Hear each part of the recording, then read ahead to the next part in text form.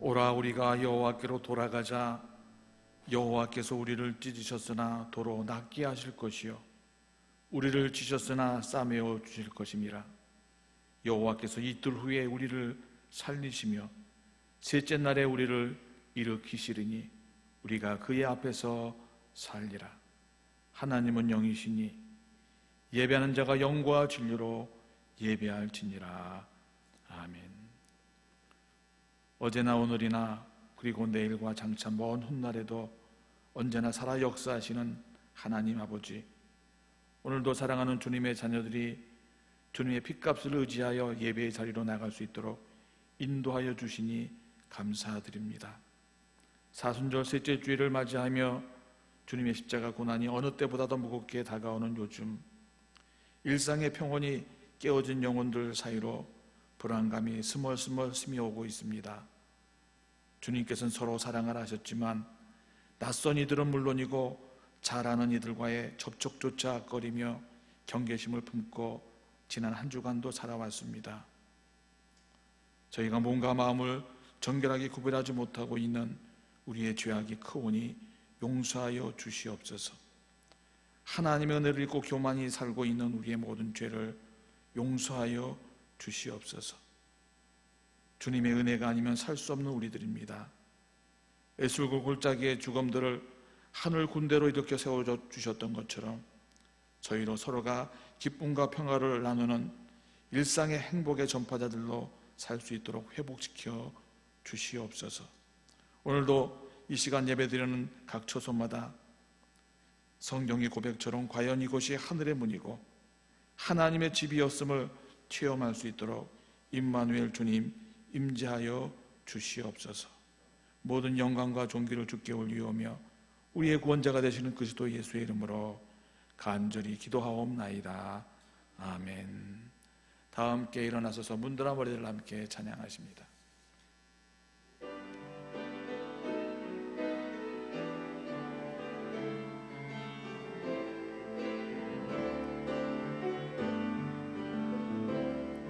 문드라 머리 들어라.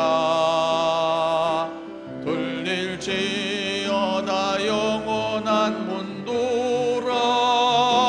영광의 왕 들어가시도록 영광의 왕 들어가신다. 문드라 머리 들어라. 들릴지어다 영원한 문드라. 영광의 왕 들어가시도록 영광의 왕 들어가신다. 영광의 왕이시뇨 강하고 능하신 주로다. 전쟁에 능하신 주시라. 다 찬양 위대하신 왕께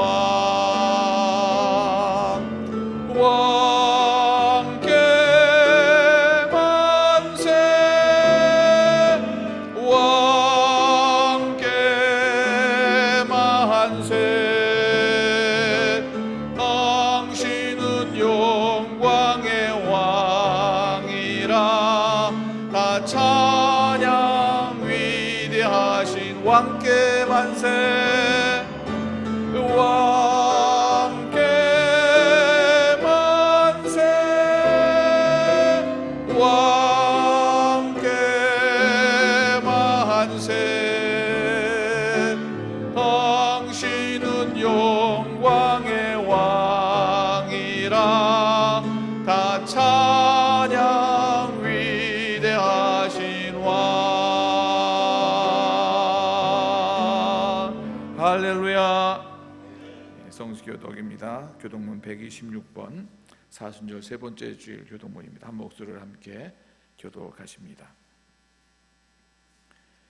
여호와여, 나의 영혼이 주를 우러러보나이다. 나의 하나님이여, 내가 주께 의지하였사오니 나를 않게 하시고 나의 원수들이 나를 이겨 개가를 부르지 못하게 하소서. 주를 바라는 자들은 수치를 당하지 아니하려니와 까닭없이 속이는 자들은 수치를 당하리이다. 여호와의 주의 도를 내게 보이시고 주의 길을 내게 가르치소서. 주의 진리로 나를 지도하시고 교훈하소서. 주는 내 구원의 하나님이시니 내가 종일 주를 기다리나이다.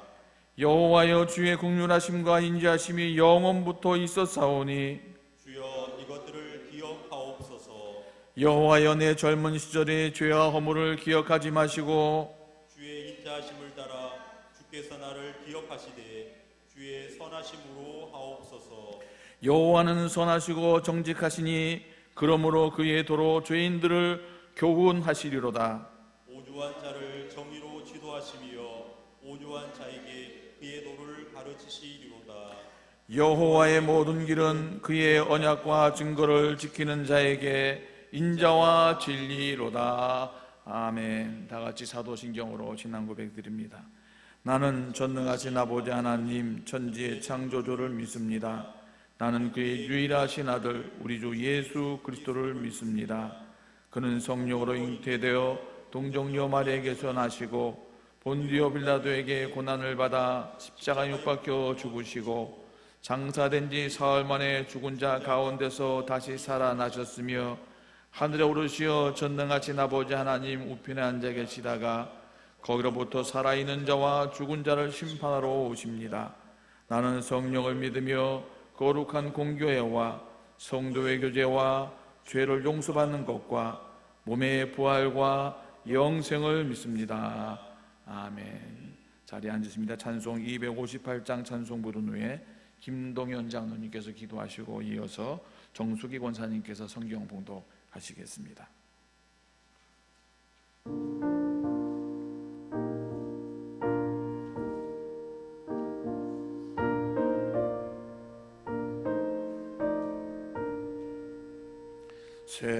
샘물과 같은 보혈은 주님의 피로다.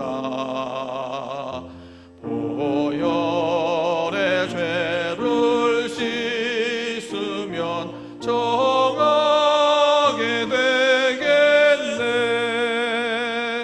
정하게 되겠네. 정하게 되겠네. 보혈의 죄를 씻으면 정하게 되겠네. 저도적 회개하고서 보혈에 씻었네. 저도적 같은 이 몸도 죄 씻기 원하네. 죄 씻기 원하네. 죄 씻기 원하네. 저도 저 같은 이 몸도 죄 씻기 원하네. 죄속함 받은 백성은 영생을 얻겠네. 샘솟듯 하는 피권세 한없이 크도다. 한없이 크도다. 한없이 크도다. 샘솟듯 하는 피권세 한없이 크도다. 날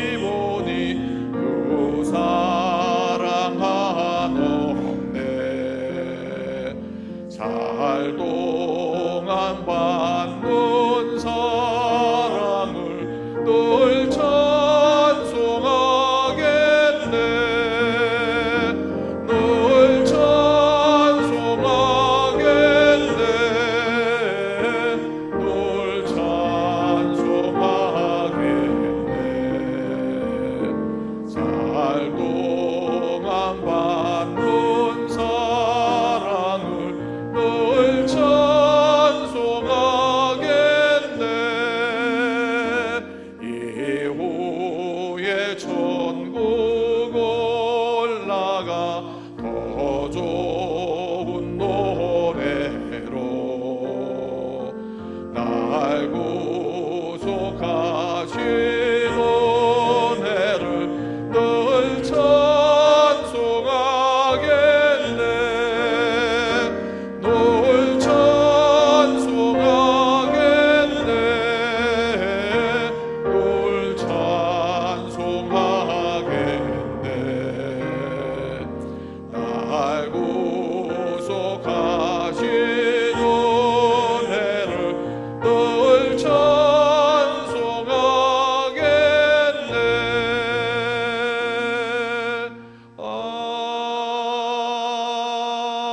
아멘. 우주 만물의 주인 되시며 우리를 눈동자같이 지키시는 하나님, 오늘도 예배 가운데 새로운 은혜로 우리를 만나 주실 하나님께 감사와 찬양과 영광을 드립니다. 감사함으로 모인 우리 모두에게 충만한 은혜를 내려주시고 때묻은 심령을 정결케 하시며 주님 주신 비전을 붙잡는 결단의 시간이 되게 하옵소서. 예배를 주님께 올려드릴 때에 삶의 터널 속에서 맺혀지는 풍성한 열매, 영적인 영혼 구원의 열매가 가득한 삶이 되게 하여 주시옵소서. 우리 대한민국을 사랑하시는 하나님 아버지, 이 나라 이 민족을 긍휼히 여겨 주옵소서. 지금 이 나라는 신종 코로나19로 인하여 두려움과 공포 속에 온 나라가 혼란스러워하고 있으며 모든 분야가 멈추고 정지되어 있습니다. 또한 전 세계가 코로나19의 충격과 공포로 불안에 떨고 있습니다. 이러한 때 먼저 우리가 하나님을 온전히 섬기지 못하고 기도하지 못한 것을 회개합니다. 주님, 용서하여 주옵소서. 만물의 주권자가 되시는 하나님, 이 백성들을 불쌍히 여기시어 바이러스가 더 이상 확산되지 않고 진정되게 하여 주시옵소서. 코로나19 바이러스와 사투를 벌이고 있는 방역에 힘쓰고 있는 자들과 의료진과 돕는 손길 위에 붙잡아 주실 줄 믿습니다.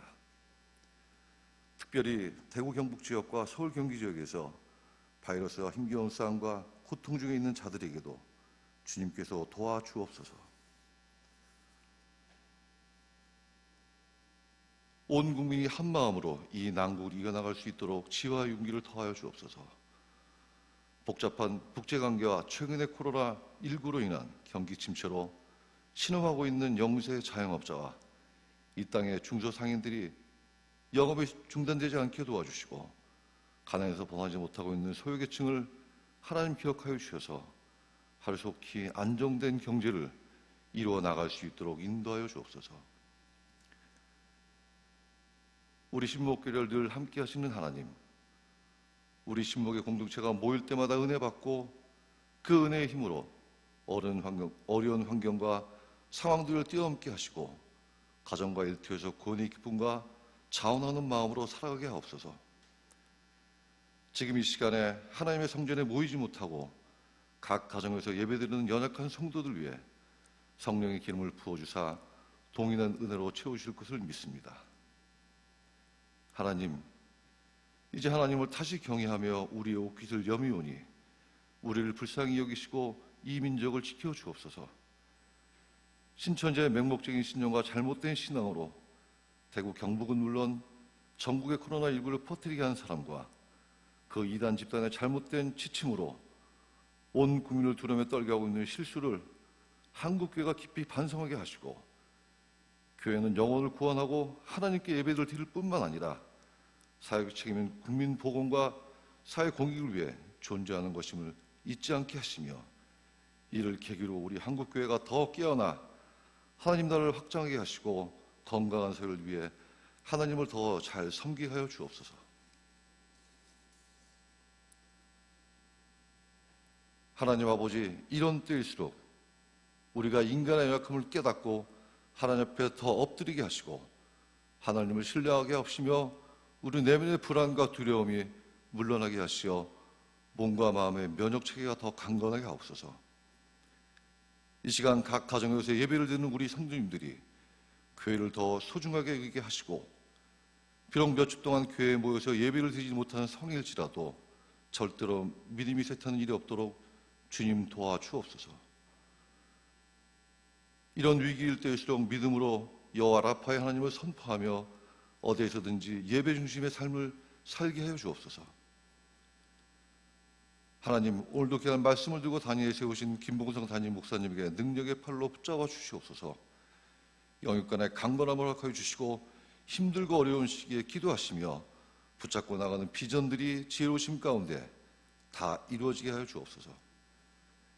이제 말씀을 전하실 때 기름을 부어주셔서 말씀이 선포될 때 하늘의 권세와 능력으로 더하게 하여 주시고 그 말씀이 우리의 삶 가운데 능력으로 나타나게 하여 주옵소서.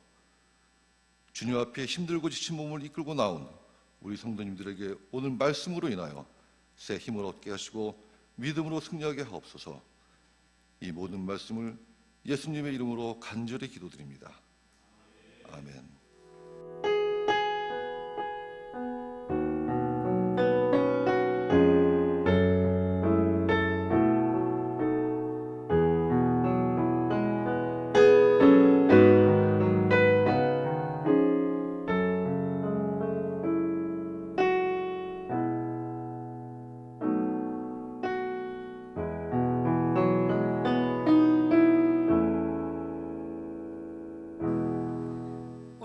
우리에게 주시는 말씀은 시편 95편 1절에서 11절입니다.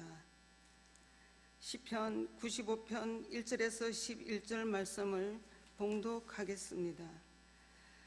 오라, 우리가 여호와께 노래하며 우리의 구원의 반석을 향하여 즐거이 외치자. 우리가 감사함으로 그 앞에 나아가며 시를 지어 즐거이 그를 노래하자. 여호와는 크신 하나님이시요 모든 신들보다 크신 왕이시기 때문이로다. 땅의 깊은 곳이 그의 손 안에 있으며 산들의 높은 곳도 그의 것이로다. 바다도 그의 것이라 그가 만드셨고 육지도 그의 손이 지으셨도다. 오라, 우리가 굽혀 경배하며 우리를 지으신 여호와 앞에 무릎을 꿇자. 그는 우리의 하나님이시요 우리는 그가 기르시는 백성이며 그의 손이 돌보시는 양이기 때문이라. 너희가 오늘 그의 음성을 듣거든 너희는 머리바에서와 같이 또 강야의 마사에서 지냈던 날과 같이 너희 마음을 완악하게 하지 말지어다. 그때에 너희 조상들이 내가 행한 일을 보고서도 나를 시험하였고 조사하였도다. 내가 40년 동안 그 세대로 말미암아 근심하여 이르기를 그들은 마음이 미혹된 백성이라 내 길을 알지 못한다 하였도다. 그러므로 내가 노하여 맹세하기를 그들은 내 안식에 들어오지 못하리라 하였도다.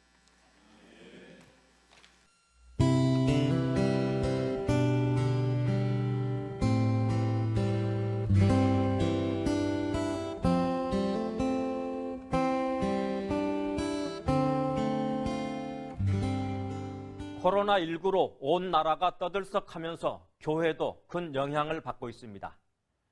특히 주일에 교회에서 예배를 드릴 것인지의 문제가 논란으로 비화될 조짐까지 보이고 있습니다. 주일에 교회에서 공적 예배를 드리면 눈총을 받고 안 드려도 문제가 제기되고 있습니다. 경건한 기독교인이 평소 주일 예배를 드리지 않는 것과 지금의 상황은 다릅니다. 이미 상당수 교회들이 예배를 드리지 않고 있습니다. 주일 예배를 드린 일부 교회에서는 코로나19 확진자가 나왔고 여러 명이 감염된 교회도 있습니다. 꼭 교회에서 예배를 드려야 한다는 목회자들은 한국 전쟁 때도 예배를 드렸는데 코로나가 무서워 예배를 드리지 않아도 되느냐며 문제를 제기합니다.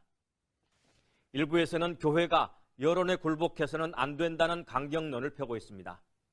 정부 당국이 예배 중단을 강요하고 있는 것처럼 교인들의 정서를 자극하기도 합니다. 심지어는 정부가 다른 이유로 예배 중단을 요구해도 들을 것인가 하는 주장까지 하고 있습니다. 코로나19 때문에 신학자와 목회자들 사이에서 공적 예배에 대한 근본적인 의견도 교환되고 있습니다.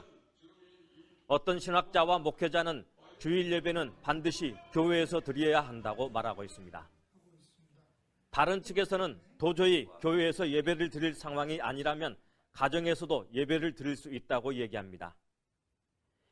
일제가 신사참배를 거부하는 교회들을 폐쇄했을 때 교인들은 가정에서 예배를 드렸다고 설명합니다. 지금 같은 상황에서 주일 예배를 드릴지 말지의 문제는 각 교회의 당회 같은 공적인 기구에서 결정하면 됩니다. 결정을 내리는 과정에서 예배를 드려야 하는 당위성과 함께 교인들의 건강도 고려해야 할 것입니다.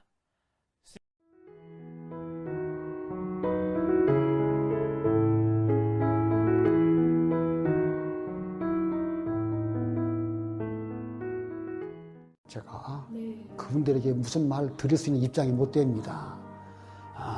이스라엘 백성들이 광야길 지나갈 때에 구름 기둥, 불 기둥으로 매 순간 이끌어 주셨거든요. 근데 매 순간 우리의 눈은 그 구름 기둥, 불 기둥을 쳐다보면서 머물면 머물고 가시면 가는 겁니다.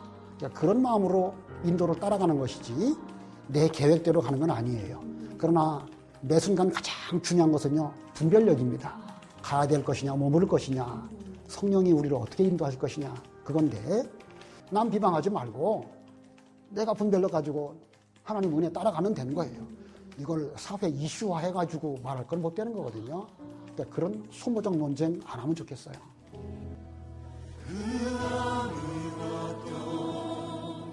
나 필요 없네 주님만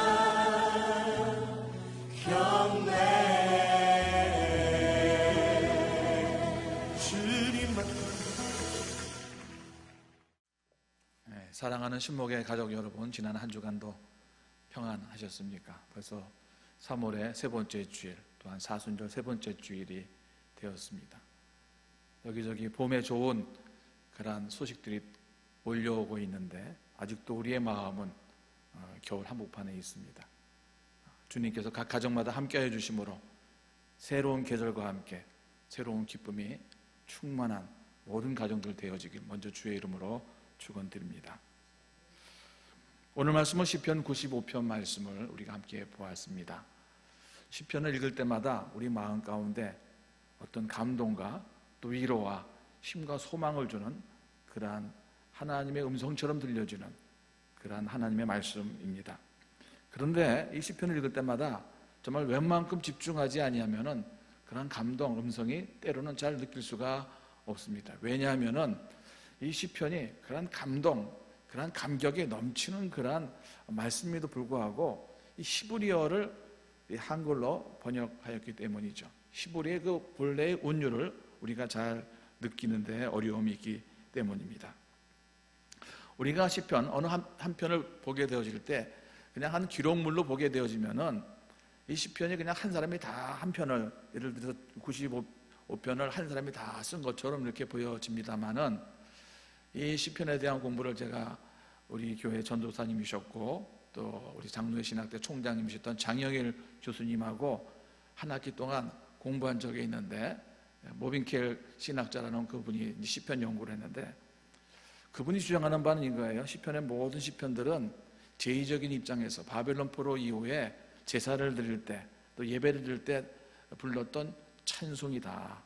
그런데 이 시편은 어느 시편이든지 한 사람이 쭉 부른 것이 아니더라. 독창자가 있고 중창자가 있고 또 이렇게 교독하는 그런 합창이 있고 다 함께 부르는 합창이 있고 그러한 시편 한 편마다 각양의 그러한 여러 사람들이 등장하면서 노래 부르는 제사의 예배의 시편이다 하는 그런 내용이었습니다. 오늘 시편 95편의 경우만 하더라도 1절부터 7절까지는 전반부는 회중들이 함께 부르는 시편이고 8절부터 마지막 11절까지는 인도자가 부르는 이제 독창이다 이렇게 구분하고 있습니다. 오늘 먼저 1절, 2절 이렇게 시작을 하고 있습니다. 오라 우리가 여호와께 노래하며 우리의 구원의 반석을 향하여 즐거이 외치자. 우리가 감사함으로 그 앞에 나아가며 시를 지어 즐거이 그를 노래하자. 여호와께 나아가서 노래하자. 여호와께 찬양하자. 즐거이 노래하자.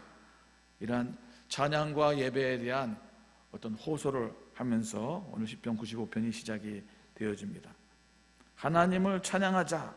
하나님을 노래하자. 그 앞에 나가자는 초청을 하는 것이죠. 하나님 앞에 우리 함께 나가자는 기쁨의 그 마음이 담겨져 있는 것입니다. 예전에 제가 부목사 시절, 부교육자 시절을 할 때 청년부를 상당히 오랫동안 지도한 적이 있습니다. 어느 날 한 청년이 와서 목사님, 제가 기쁜 소식 갖고 왔습니다. 그래 뭔데? 제가 결혼 날짜를 잡았습니다. 언제?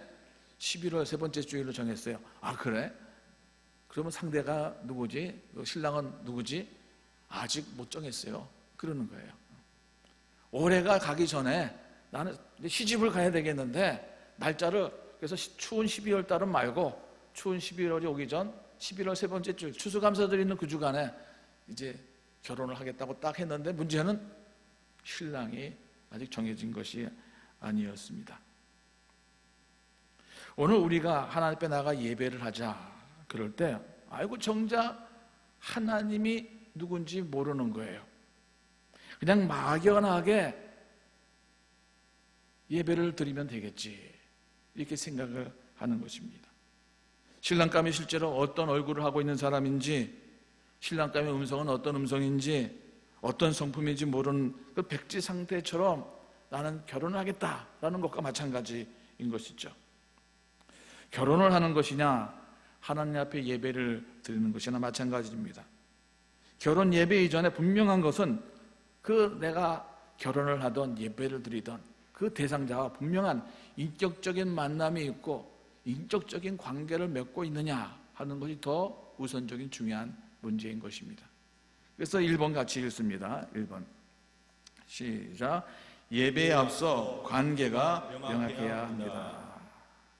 우리가 그 앞에 나가자, 그를 노래하자, 그를 찬양하자, 할렐루야 그를 높이자라고 했는데 그 높이고 찬양을 받는 그 하나님이 어떤 분인지 그것을 다 모르고 우리가 나가자 그럴 때가 많더라고요. 자녀를 키우다 보면은 언젠가 제가 말을 드렸죠. 봉성이 철들었다고. 그렇게 철들었다. 자녀가 철들었다는 뜻이 뭐예요? 부모가 어떤 분인지를 이제 나는 안다 하는 것 아니겠습니까?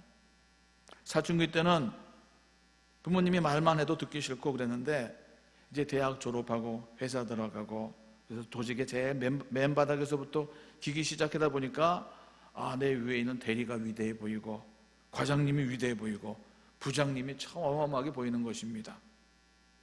그런데 그때쯤 되니까 우리 아버지가 이런 길을 걸어가셨구나 하는 것을 깨닫게 되면서 그동안 내가 죄송합니다 꼰대라고 취급했던 그 아버지가 나보다 30년 전에 40년 전에 이와 같은 길을 걸었구나 알게 된다는 것입니다. 아버지를 이해하게 된다는 것입니다. 딸들은 출산을 하면서 아기를 낳으면서 엄마를 이해하게 되어지고 알게 된다는 것입니다. 우리가 누군가를 사랑하고 누군가를 알게 된다 하는 것은 그 사람의 마음 심정을 알게 될 때 진정으로 그 사람을 아는 것이다 이렇게 말씀드릴 수가 있는 것이죠. 그런데 사랑한다고 말만 하면서 그가 누구인지 모른다면 정말로 많은 부분이 정말 잘못되어 있는 것 아니겠습니까? 그런데 결혼에 대해서 많은 청년들이 사랑을 하면 결혼을 하는 것이라고 이렇게 생각을 해요. 사랑하면 다 결혼하는 줄 알아요. 근데 그게 아닌 것입니다. 만약 내가 사랑한다고 해서 다 결혼을 하는 것이라면 저는 벌써 유치원 다닐 때 벌써 저는 결혼했어야 돼요. 왜냐하면 제가 유치원 때 정말 사랑하는 여인이 있었거든요. 제가 정릉교회 유치부를 다녔었는데 그때 난생 처음 선생님은 여자 선생님이라면 뾰족고 들으시는 여자 선생님을 제가 정말 심각하게 사랑했어요. 나는 사랑했어요. 그럼 사랑하면 결혼하면 그때 벌써 다 결혼하고 남은 것이죠. 사랑하기 때문에 결혼하는 것이 아니라 고백해야 결혼에까지 나가게 되어지는 것입니다. 아무리 짝사랑하더라도 고백하지 않고 가만히 있으면 아무런 관계가 벌어지지 않는 것입니다. 그렇기 때문에 오늘 시편 기자는 서두에서 하나님께 찬양하자, 하나님께 나아가자, 예배하자라고 이렇게 말하고 나서 3절부터 5절까지 그 하나님이 어떤 분이신가에 대한 고백을 하는 것입니다. 3절로부터 5절입니다. 여호와는 크신 하나님이시요 모든 신들보다 크신 왕이시기 때문이로다. 땅의 깊은 곳이 그의 손안에 있으며 산들의 높은 곳도 그의 것이로다. 바다도 그의 것이라 그가 만드셨고 육지도 그의 손이 지으셨도다. 우리 하나님은 크신 하나님이시고 왕이시고 땅의 깊은 곳, 하늘의 높은 곳, 산도 바다도 육지도 다 만드신, 한마디로 강조하는 것은 우리 하나님은 창조주 하나님이시다 라는 것을 선포하고 고백하는 것이죠.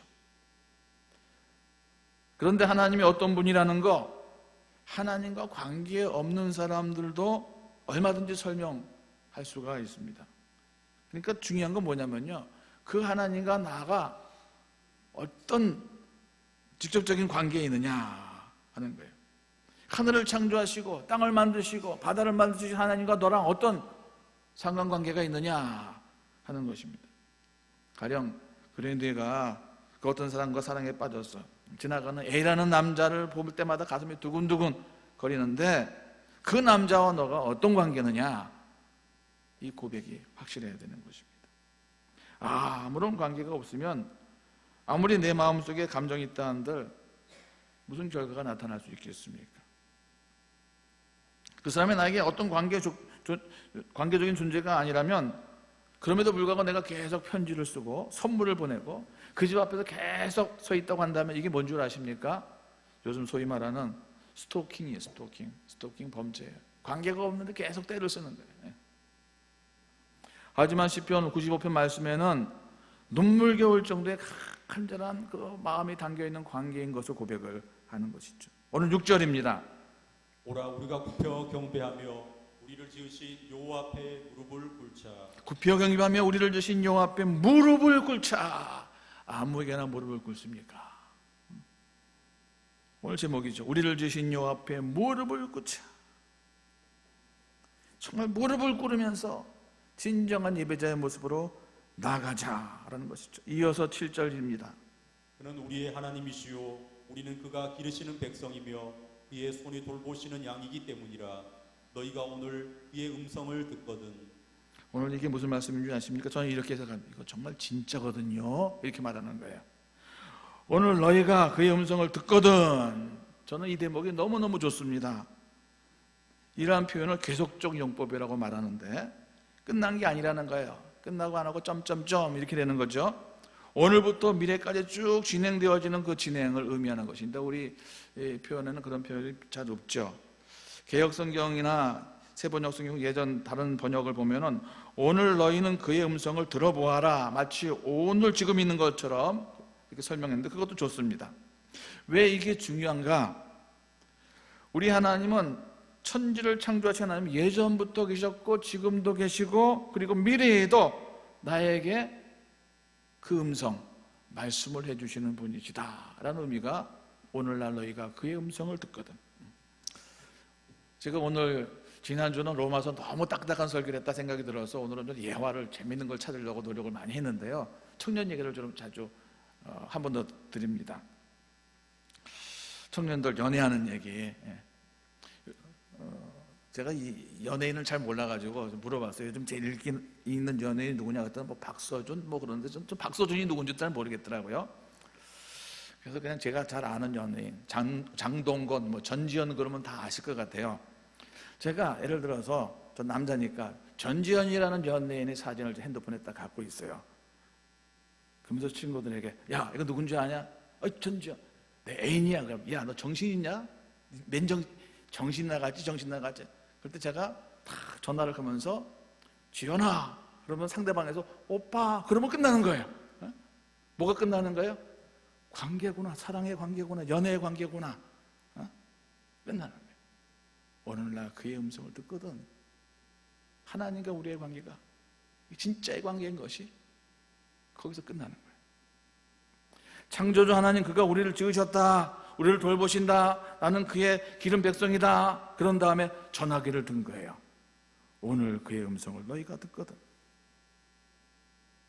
하나님의 음성을 우리가 듣는 존재라는 거예요. 여기에 우리의 권능이 있고 우리의 기도에 능력이 있는 줄로 믿습니다.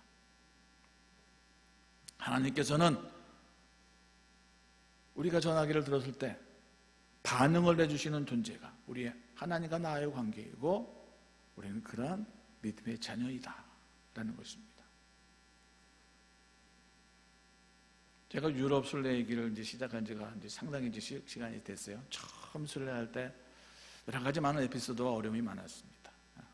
낯선 길 모르는 길 가다가 헤맨 적도 많고요. 또 차가 고장해 나가고 뭐 그런 경우도 있고요.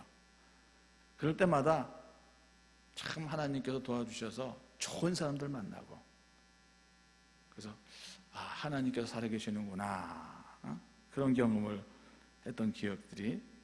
근데 그런 일들이 이제 자꾸 반복되니까요, 나중에는 무슨 생각이 드냐면, 야, 하나님 정말 나의 기도를 들어주시고 해결해 주시는구나, 심려막측하다, 그런 것도 물론 있지만은 하나님이 내 옆에 계시는구나, 나와 함께 하시는구나, 늘 동행하시는구나, 그 하나님이 또 어떻게 인도하실까, 이런 생각이 막 드는 거예요. 그런 감동이 막 생기는 거예요. 하나님이 함께 하시는 그것 때문에, 응답해 주신 것 때문에, 문제를 해결해 주신 것 때문에 감사한 것이 아니라, 하나님이 지금도 함께 하시는구나, 그것 때문에 그렇게 감동이 되고 감사가 되더라는 말씀입니다. 우리의 창조주신 하나님은 오늘 저와 여러분에게 그렇게 어제도 그랬고 오늘도 그렇고 미래에도 동행해 주시고 말씀해 주시고 음성을 들려주시는 주님이신 줄로 믿습니다. 이제 8절로부터 12절까지 후반부인데요, 아까 서두에 말씀드린 것처럼 1절부터 7절까지는 합창이었다, 우리가 합창이었다면 이제 8절부터는 독창입니다. 독창입니다. 근데 그 분위기는 간절한 부르짖음이에요. 마치 불이야 하면서 외치는 것과 같이. 왜냐? 이 시편을 쓸 당시에 시편 저자의 그 상황, 이스라엘의 상황이 그렇게 좀 뭔가 절박한 상황이었다라는 것이었습니다.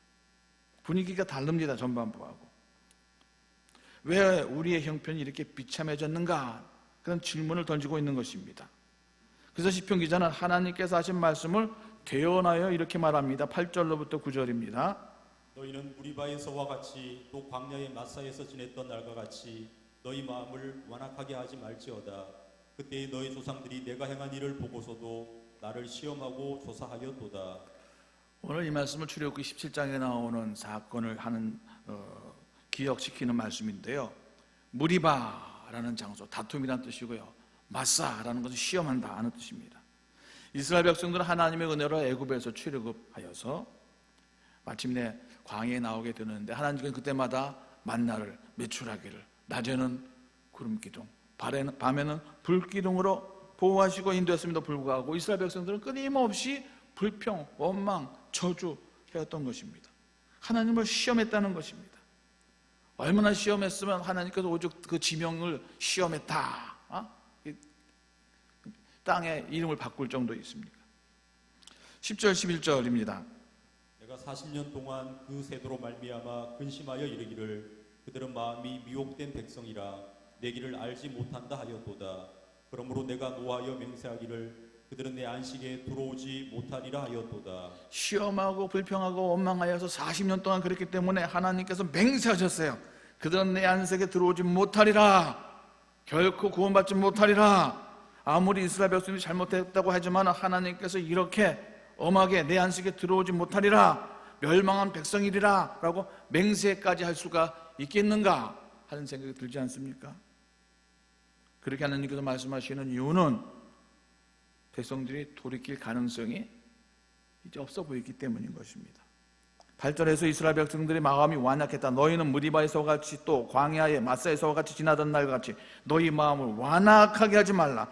마음이 돌덩이 같아서 더 이상 돌이킬 가능성이 없다. 하나님께서는 그것을 다 아신다 라고 말씀하시는 거예요. 10절에서도 그들의 마음이 미혹된 백성이여 나의 길을 깨닫지 못하는 자들이다.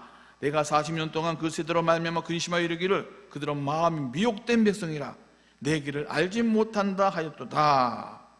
그래서 하나님께서는 그들을 광야에 내버려 다 죽게 두셨다. 여러분, 마음이 완고해지는 것 두려운 것임을 우리가 고백해야 될 것입니다. 우리가 불평하고 원망하는 것, 이것이 매우 무서운 것임을 우리는 알아야 될 것입니다. 오늘 시편 기자가 강조하는 것은 그와 같이 지금 현재 이스라엘 백성들이 광야에서 행하였던 이스라엘 백성들과 같은 똑같은 모습이 되고 말았다라는 것입니다. 끊임없이 하나님께 불순종하고 하나님을 시험하고 예배는 죽은 예배이고, 그러니 이제라도 정신을 차리고 하나님께 진정으로 기뻐하며 즐거이 예배드리는 자리로 나오자, 이 얘기를 시편 95편에서 하고 있는 것이죠. 지금의 상황이 성전에서 예배를 드리지 못하는 그러한 형편이라 할지라도 더 이상 원망하지 말고 불평하고 불경건한 자의 모습으로 있을 것이 아니라, 어떠한 형편과 처지에 있든지 있는 바로 그 자리에서 무릎을 꿇고 하나님께 예배를 드려야 된다. 이제라도 정신을 차리고 기쁨으로 하나님 앞에 나가 예배 드리자.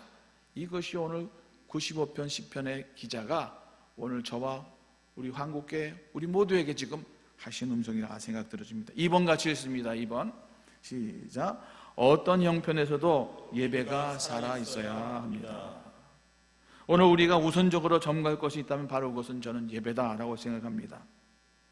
예배를 드려도 형식적으로 드리게 되고 마음으로 예배 드리기 오늘 싫다, 오늘 내가 기도할 기분이 아닌데 찬양 이렇게 자꾸 짜증이 나지, 그럴 때 어떤 위기보다 더 큰 위기에 우리가 빠져 있음을 우리는 깨달아야 될 것입니다. 우리 모두는 예배에 매우 익숙해 있는 사람입니다. 어떤 때 일어서야 되는지, 어떤 때 앉아야 되는지, 또 사도신경도 줄줄줄 나와요. 뜻을 아는지 모르는지는 몰라도. 우리가 찬양을 부를 때 특별히 성가대의 특징은 저는 눈물이 있는 성가대야 된다라고 믿습니다. 그래서 목소리로 화음을 드리는 찬양이 하나님께서 어찌 감동을 할 수 있겠습니까? 찬양을 하다가 너무 감동이 되어서, 예전에 종종 그런 우리 찬양의 모습들이 있지 않았습니까? 찬양을 못 부르는 거예요. 어느 교회를 보니까 챔버 오케스트라가 있는데 이 첼리스트가 이걸 하다가 그냥 손 들고 이러고 찬양을 하는 모습도 본 적이 있어요. 좀 연주 안 하면 어떻습니까? 좀 화음이 좀 틀리면 어떻습니까? 박자가 좀 안 맞으면 어떻습니까? 우리 마음속에서 정말 울컥하고 하나님 앞에 나아가는 그런 감동이 있다면, 울음이 있다면 바로 그 찬양, 그 기도를 우리 하나님께서 받아주실 줄을 믿습니다. 예배는 우리 몸의 심장과 같은 것이다라고 저는 말씀드립니다. 심장이 잘 뛰면 피가 모세혈관까지 잘 쭉쭉 잘 퍼져나갑니다. 세포가 아무리 죽었다 할지라도 피가 잘 공급되면 그 세포는 다시 살아나죠. 아무리 장거리를 뛴다 할지라도 심장이 튼튼하면 문제가 되지 않습니다. 오히려 움직일수록 뛸수록 생기가 들고 숨차고 힘들지만은 더 기분 좋고 모든 순환이 좋아지지 않습니까? 그것이 바로 예배인 것입니다. 정말 예배가 드려지면 교회는 비 맞은 잎사귀처럼 파릇파릇하게 생기 있게 변화가 일어나는 것이죠. 살아나는 것입니다. 그래서 교회가 해야 될 가장 중요한 일 중에 하나가 살아계신 하나님 앞에 신령한 예배, 진정한 예배, 참된 예배. 그런데 그 예배는 사람의 행위가 아니라는 거예요. 예배를 정말 드리기 어려운 분들이 계세요. 그런데 정말 예배를 드리기 힘든 분 중에 한 분이 목사입니다. 제가 목사라서 알아요. 목사는 설교하지 않습니까? 그리고 사회 하죠. 그래서 예배자로 있기보다는 설교자, 사회자에 익숙합니다. 예배는 하나님께 푹 빠져드는 것입니다. 하나님의 임재 가운데 들어가는 것이고 성령의 기름 부으심 안에 나를 맡기는 것입니다. 그런데 목사는 예배를 인도하는 사람이기 때문에 하나님을 생각하기보다는 다음 순서가 뭐지? 다음번에 누구 등장? 이 순서에 늘 민감식이 거기가 있어요. 오늘도 찬송가 5절짜리를 선택했는데 진짜 찬송에 막 빠졌는 사람은 내가 지금 1절을 불렀는지 5절을 불렀는지 저도 잊어버릴 때가 너무 많아요. 근데 딱 누가 이런 5절짜리를 누가 오늘 예배 선택했나?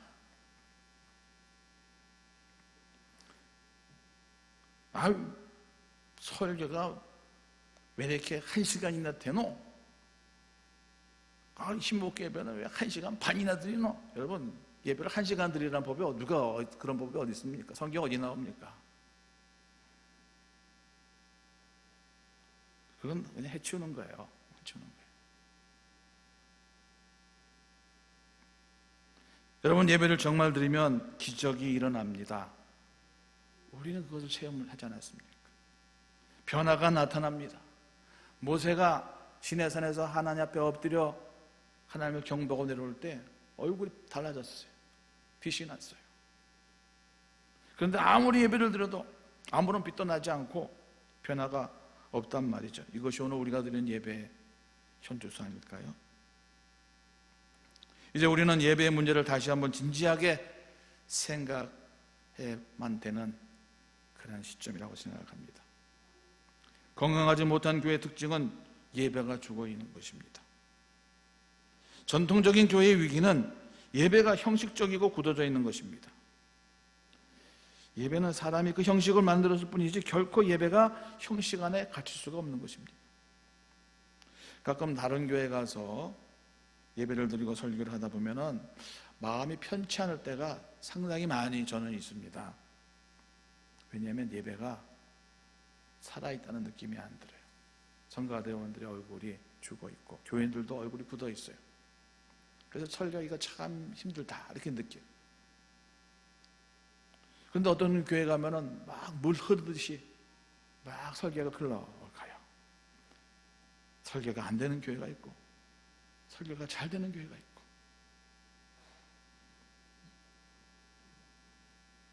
전통적인 교회 건물 성가대도 있고 모든 시스템이 되어 있는 교회인데도 저는 예배를 설교자로 가서도 예배를 드리지 못했다 그런 느낌이 들 때가 있어요.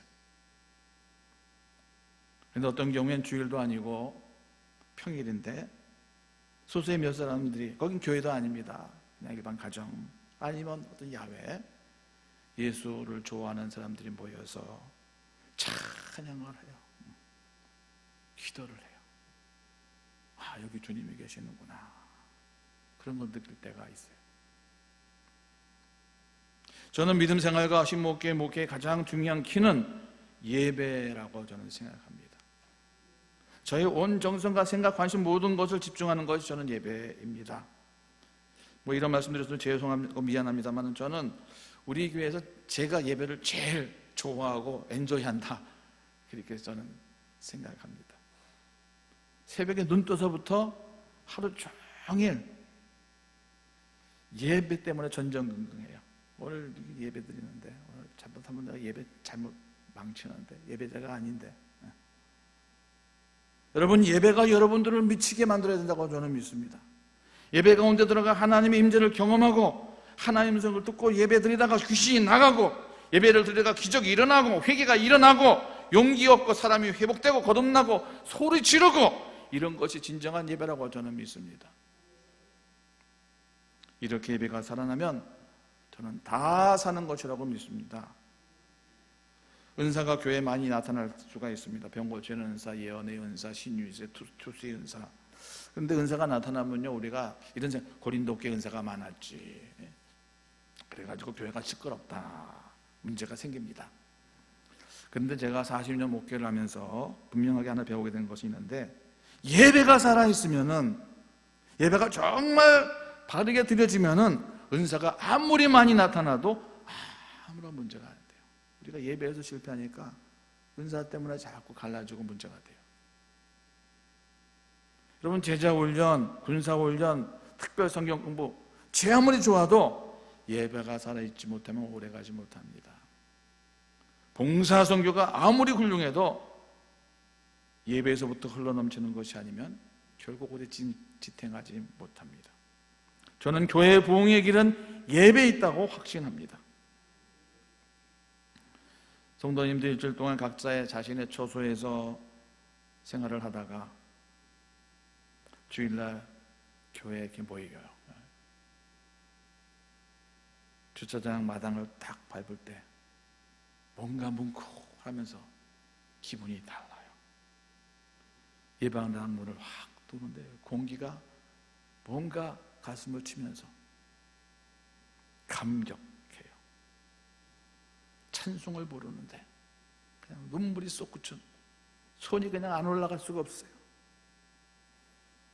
그런 예배를 여러분들이 경험한다면 목사의 설교를 듣기 이전에 이미 충만한 은혜를 다 받은 것이나 다름이 없습니다. 이것이 건강한 교회이고 이것이 참된 예배입니다. 설교를 듣고 은혜를 받는 것이 아니라는 것입니다. 이미 설교를 듣기 전에 교회에 왔다는 사실, 내가 하나님 앞에 나와섰다는 사실, 세상에서 피투성이 나도록 투쟁하고 싸우고 고생하면서 내가 하나님 뜻대로 살아야지, 하나님 뜻대로 살기에 몸부림치다가 이제 교회 막 도착했을 때 하나님이 나를 영접해 주시는구나, 이런 경험, 이것이 오늘 우리가 주일날 모여서 드리는 우리들의 예배 경험이 될 수 있기를 소원합니다.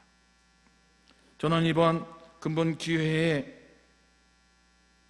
주일 예배에 대한 심각한 새로운 다짐들이 우리 온 교우들에게 있기를 소망합니다. 만약 우리 교회에서 드렸던 예배들이 죽어 있었다면 거기에는 분명한 장애물들이 있을 것입니다. 우리 교회에서 드려지는 예배를 죽게 한 장애물이 무엇인가 진지하게 고민하고 살펴보아야 될 것입니다.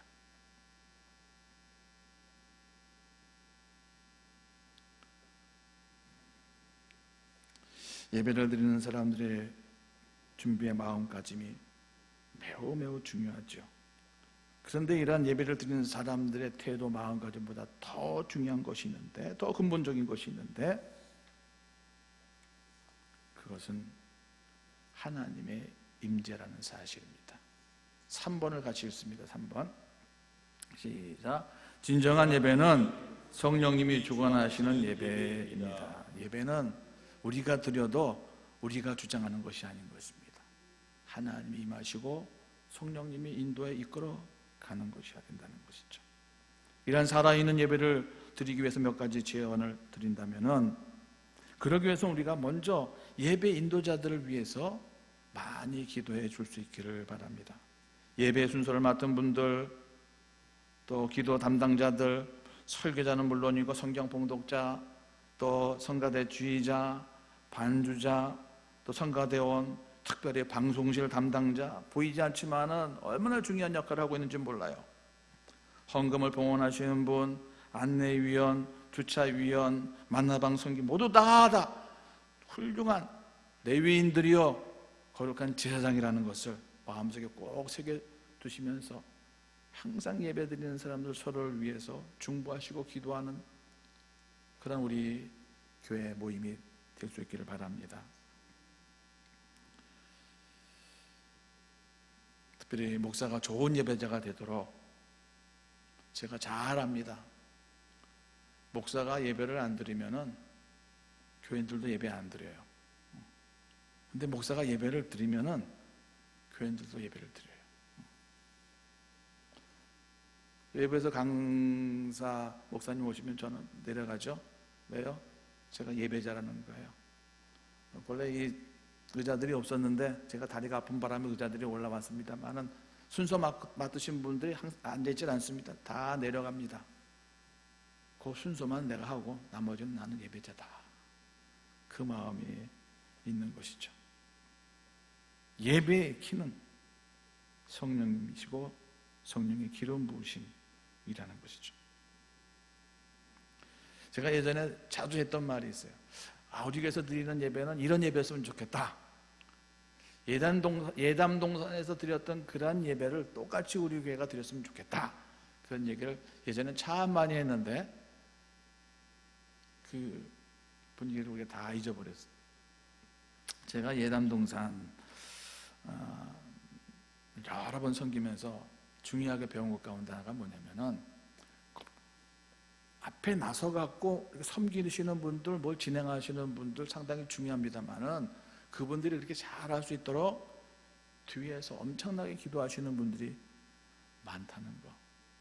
그래서 예전에 우리가 교회를 짓기 전에 층계 밑에 골방 기도실을 만들어서 한 사람씩 들어가지 않았습니까?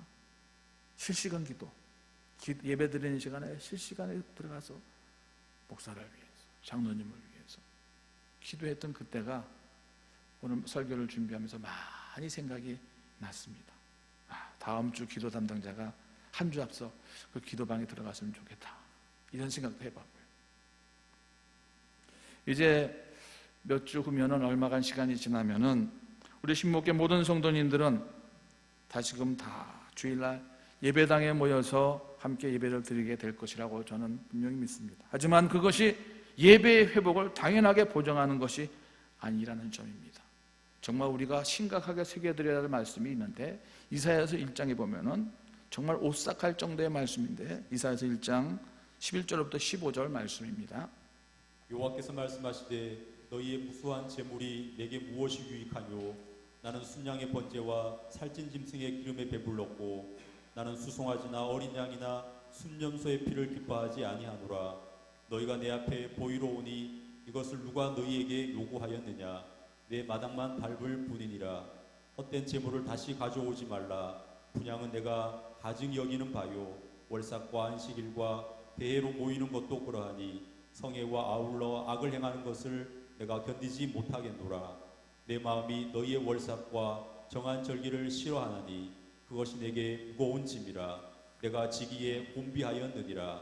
너희가 손을 펼 때에 내가 내 눈을 너희에게서 가리고 너희가 많이 기도할지라도 내가 듣지 아니하리니 이는 너희의 손에 피가 가득함이라.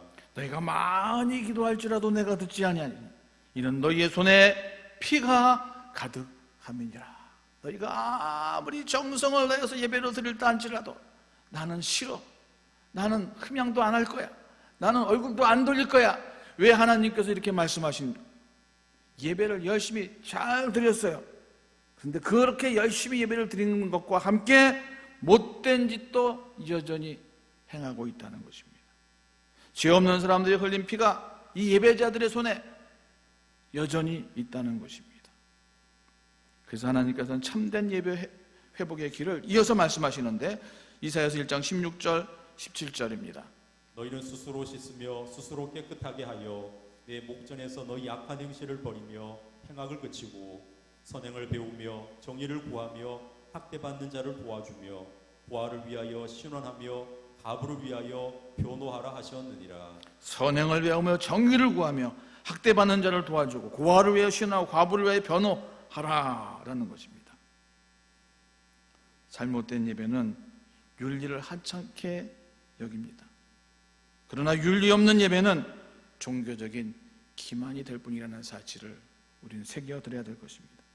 예배 회복의 핵심은 예배 자체에 있는 것이 아니라 예배자에게 있는 것입니다. 예배자의 일상의 삶이 어떠한 삶을 살고 있는가에 있다는 것입니다.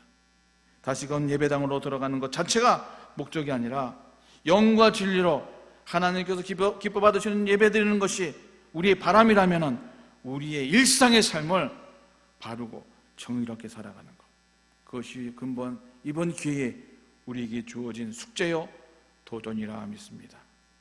아름다운 예배자들로 회복되어서 함께 모일 수 있기를 주의 이름으로 축원드립니다. 살아계신 하나님 아버지, 지금은 우리가 바벨론 포로기를 지나는 것 같습니다. 인생의 굴곡 가운데 예배당에 엎드려 눈물로 하나님께 기도하였던 그 자리에 우리가 하나님을 만나고 세례를 받은 은혜의 자리에 함께하지 못함을 애통해야 합니다.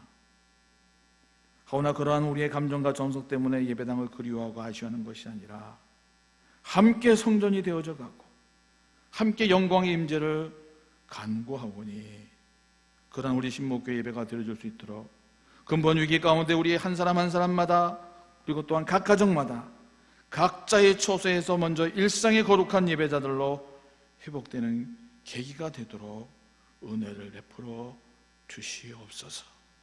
주 예수님의 이름으로 간절히 기도하옵나이다. 아멘. 다 함께 일어나셔서 봉헌 찬송 부르시겠습니다.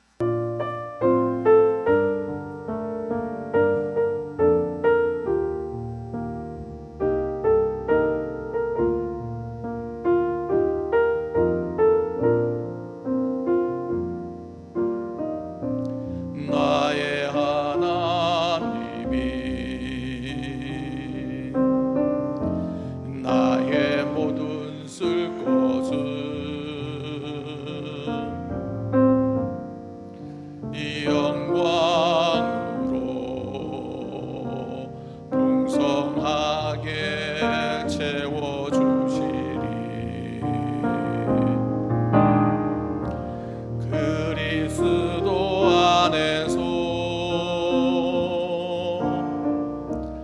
나의 모든 것 주시리.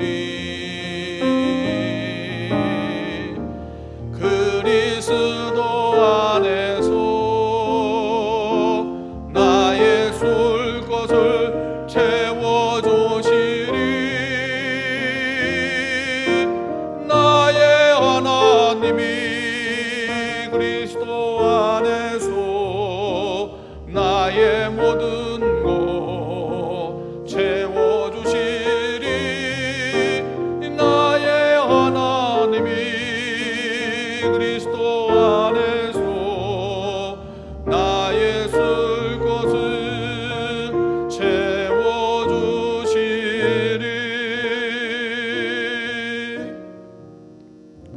우리를 하나님의 자녀로 삼아주신 아버지 하나님, 이 예배의 자리가 우리에게 허락된 가장 좋은 최고의 장소요 시간인 줄로 믿습니다. 오늘도 귀한 꼴을 먹여주셨사오니 우리의 영혼의 소원을 만족케 하시고 강건케 회복시켜 주신 줄로 믿습니다. 어려움 중에도 주님을 향한 변함없는 마음으로 봉헌의 예물을 드립니다. 드리는 손길들을 살피시사 은혜를 베풀어 주시옵소서. 지난 2주간 모이지 못하여 교회의 재정도 빈약합니다. 하오나 하나님을 신뢰하며 감사하며 나갑니다. 바람과 풍랑에 시달리는 지자들에게 난이 두려워 말라 하셨던 주님, 음성을 들려 주시옵소서. 이 불안의 풍랑이 잔잔케 하여 주시옵소서. 사람들이 쉽게 불안해하고 있는 시국입니다. 이 시기를 잘 극복할 수 있는 지혜와 용기를 지도자들에게 허락하여 주시옵소서. 질병에 시달리고 있는 사람들, 방역과 치료를 위하여 애쓰는 의료진, 불철주야 수고하고 있는 공무원들, 사태가 장기화됨에 따라 큰 고통을 당하고 있는 자영업자들, 어린아이들을 키우는 가정들을 지켜주시옵소서. 모든 경건한 자는 주를 만날 기회를 얻어 주께 기도할지라. 진실로 홍수가 범람할지라도 그에게 미치지 못하리라 하신 말씀을 붙잡고 이 고난의 시간을 이겨나가겠사오니 힘주시옵소서. 성령의 기름 부으심이 우리 안에 넘치게 하시어서 전심으로 기도하며 모든 사람의 어려움까지 돌볼 수 있는 사랑의 백성들, 십자가의 군병들 되게 하여 주시옵소서. 모든 베풀어 주신 은혜를 감사하며 우리의 구원자신 예수 그리스도 이름으로 기도하옵나이다. 아멘. 네, 사순절 세 번째 주간을 보내고 있습니다. 그 어느 때보다도 주님과 한 걸음 한 걸음 동행하는 그런 경건의 매일매일이 될 수 있기를 바랍니다. 특별히 코로나19 예방을 위해서, 확산 방지를 위해서 항상 마스크를 착용해 주시고 개인위생에 철저해 줄 수 있기를 바랍니다. 또 아직도 유튜브 방송을 모르시는 분들 또 알려주시고요. 감사한 것은 제가 조금 전까지 확인하기는 한 600명 이상의 분들이 우리 유튜브를 보았고요. 지지난주 거, 이번 주 거도 한 400명 가까이 지금 보신 것 같아요. 서로 잘 알려주시면 감사하겠습니다. 이번 기간 중에 서로를 위한 전화도 열심히 좀 해주시고 서로 문안 인사 드리시면 감사하겠고요. 우리 당에 온 장로님들과 상의하기로는 3월 22일 주일부터 우리가 예배를 드렸으면 좋겠다. 전제가 있습니다. 지금보다도 더 이게 확산되지 않냐고 진정서로 넘어갈 때 우리가 3월 22일 주일부터 우리 예배당에 모여서 함께 예배를 드리도록 하겠습니다. 건강하신 분들, 건강에 아무런 이상이 없으신 분들, 열이 나지 아니하시고 건강하신 분들, 또 들어오실 때는 마스크를 반드시 착용하시고 또 손세정들을 다 닦으시고 예배를 드리시고는 다음 주에는 아무 별다른 일이 없을 때 다음 주에는 예배만 드리시고 가시는 것으로 이렇게 하겠습니다. 이 11시 예배 한 번만 드리는 거 지금 계획을 하고 있습니다. 새벽 기도회는 내일부터 월요일부터 시작을 하려고 합니다. 새벽 기도 들어오실 때 또 마스크를 하시고 너무 오랜 시간 예배당에 머물지 아니하시고 그저 6시 이전에 다 기도하시고 돌아가시는 쪽으로 그렇게 해주시면 감사하겠습니다. 그렇게 진행될 수 있도록 그래서 많이들 기도해 주시면 감사하겠습니다. 가정예배 안내문 또 주보가 교회 항상 비치되어 있는데요. 많은 분들이 가져가지 않으시는 것 같아요. 언제든지 교회 오셔서 들어오셔서 주보와 가정예배 안내문을 가져가시고 활용해 주시면 감사하겠습니다. 또 계좌로 헌금을 보내시는 분들이 계시는데 보내시는 분 이름과 헌금 내용도 함께 기록해 주시면 감사하겠습니다. 예를 들어서 김봉성 11조, 김봉성 감사헌금 이런 식으로 이름과 함께 헌금의 그 내용도 함께 은행 구자로 적어서 보내주시면 감사하겠습니다. 한 주간도 건강하게 행복하게 즐겁게 생활할 수 있기를 바랍니다.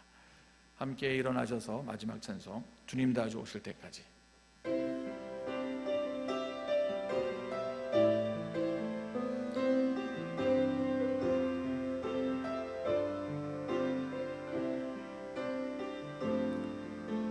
주님 다시 오실 때까지 나는 이 길을 가리라.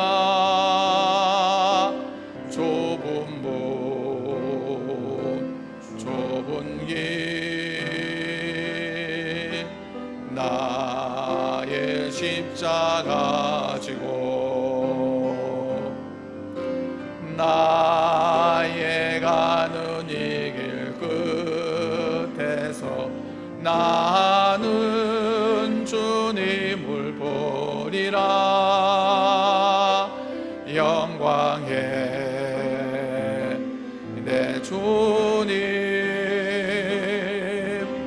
나를 맞아주시리.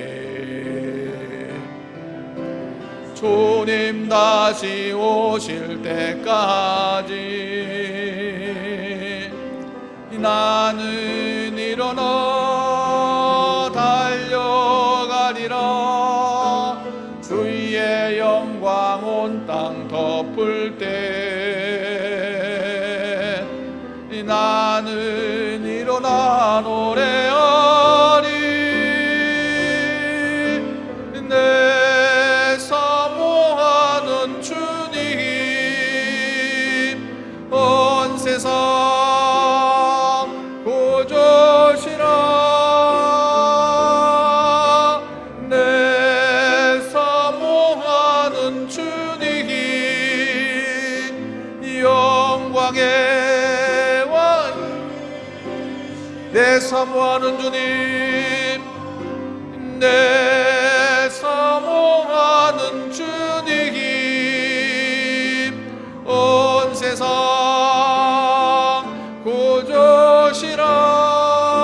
구주시라. 내 사모하는 주님 영광의 왕. 영광의 왕이시라. 영광의 왕이시라.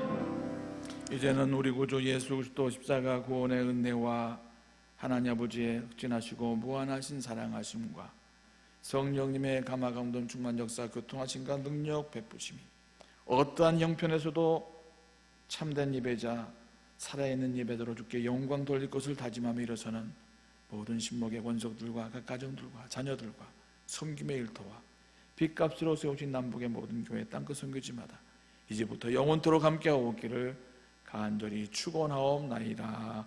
아멘.